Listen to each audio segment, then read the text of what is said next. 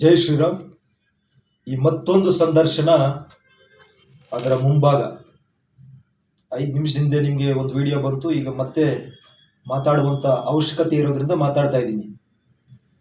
ಚಿಂತಾಮಣಿ ವಿಧಾನಸಭಾ ಕ್ಷೇತ್ರದಲ್ಲಿ, ಚಿಂತಾಮಣಿ ತಾಲೂಕಿನಲ್ಲಿ ಅಧಿಕಾರಿಗಳು ಯಾರು ತಪ್ಪು ಮಾಡ್ತಾ ಇದ್ದೀರಾ, ಒಬ್ಬರ ಜಮೀನು ಇನ್ನೊಬ್ಬರಿಗೆ ಟ್ರಾನ್ಸ್ಫರ್ ಮಾಡಿಬಿಡ್ತಕ್ಕಂಥದ್ದು, ಡಾಕ್ಯುಮೆಂಟ್ಸ್ನ ಚೇಂಜ್ ಮಾಡ್ತಕ್ಕಂಥದ್ದು, ಇಂಥ ಚಟುವಟಿಕೆಗಳು ತಾವು ಮಾಡ್ತಾ ಇದ್ರೆ ನಿಮಗೆ ಸಂವಿಧಾನ ಪ್ರಕಾರ ಬುದ್ಧಿ ಕಳಿಸ್ಬೇಕಾಗುತ್ತೆ. ಇವತ್ತು ಯಾವನೋ ಪೊಲಿಟಿಷಿಯನ್ ಹೇಳ್ದ, ಅಥವಾ ಇನ್ಯಾವನೋ ಗ್ರ್ಯಾಂಟ್ ಕಮಿಟಿಯವನು ಹೇಳ್ದ, ಏನೋ ಫೋರ್ಜರಿ ಡಾಕ್ಯುಮೆಂಟ್ ಕೊಟ್ಟ, ನೀವು ಇನ್ನೊಬ್ಬರ ಹೆಸರು ಕೂರಿಸ್ಬಿಡ್ತೀರಾ ಅಂತಂದ್ರೆ ನಿಮ್ಗೆ ಎಚ್ಚರಿಕೆ ಗಂಟೆಯನ್ನ ಕೊಡ್ಬೇಕಾಗುತ್ತೆ. ಏನ್ ತಿಳ್ಕೊಂಡಿದ್ರೆ ನೀವು ಜಮೀನುಗಳು ಅಂತಂದ್ರೆ, ನೀವು ಮಾಡ್ತಕ್ಕಂಥ ತಪ್ಪುಗಳಿಂದ ಪ್ರಾಣಗಳು ಹೋಗ್ತವೆ. ರೈತರಿಗೆ ಒಂದೊಂದು ಇಂಚು ಜಾಗನೂ ತುಂಬಾ ಮುಖ್ಯ ಆಗಿರುತ್ತೆ. ನೀವು ಮಾಡ್ತಕ್ಕಂಥ ತರಲೆ ಕೆಲಸಗಳು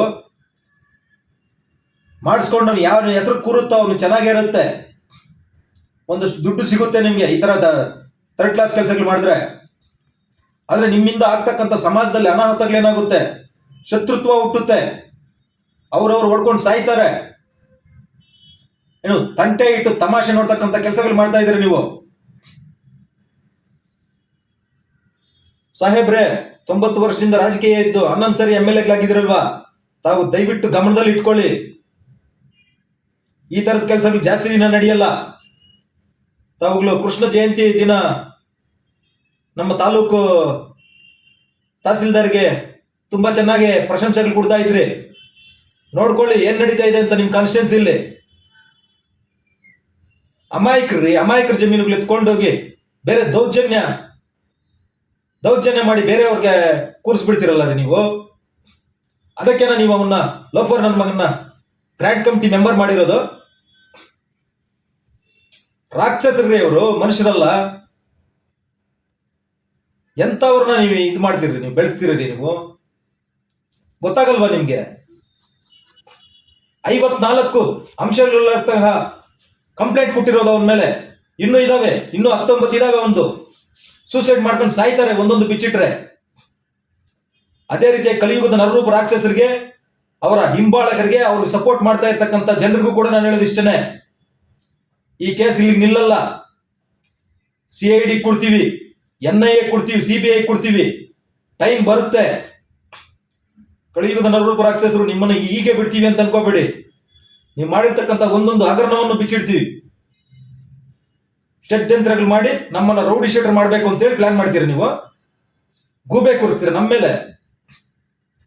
ಯಾರು ಸಂತ್ರಸ್ತರಿದ್ದೀರಾ, ಪಾಪ ರೇಷನ್ ಕಾರ್ಡ್ ಕಳ್ಕೊಂಡಿರೋರು, ಜಮೀನುಗಳು ಕಳ್ಕೊಳ್ತಾ ಇರ್ತಕ್ಕಂಥವ್ರು, ನಿಮ್ಮ ಜಮೀನು ಬೇರೆಯವ್ರ ಮೇಲೆ ಕೂರಿಸಿರ್ತಕ್ಕಂಥವ್ರು, ಆ ಸಂತ್ರಸ್ತರು ದಯವಿಟ್ಟು ತಾಲೂಕು ಕಚೇರಿಗೆ ಹೋಗಿ ಯಾವನ ಫೋರ್ಜರಿ ಕೆಲಸ ಮಾಡಿರೋದು ಅದನ್ನ ತಿಳ್ಕೊಳ್ಳಿ.